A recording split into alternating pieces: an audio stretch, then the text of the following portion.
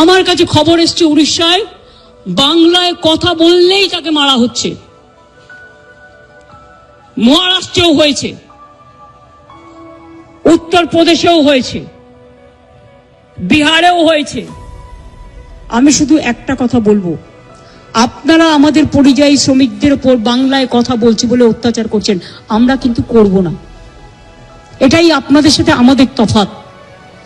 আমার এখানেও 1.5 কোটি বাইরের লোক আছে, কাজ করে, সব ধর্মের, সব বর্ণের, সব রাজ্যের। মনে রাখবেন, এটা কারো হাতে তাস তুলে দেবেন না। হিংসার কোনো ওষুধ আছে? নেই।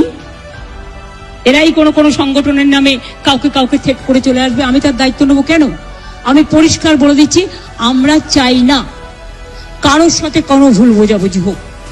আমি তাই উড়িষ্যা গভর্নমেন্টকে, বিহার গভর্নমেন্টকে, রাজস্থান গভর্নমেন্টকে এবং আমার চিফ সেক্রেটারি আজকে চিঠি পাঠাচ্ছেন হোম সেক্রেটারিকেও।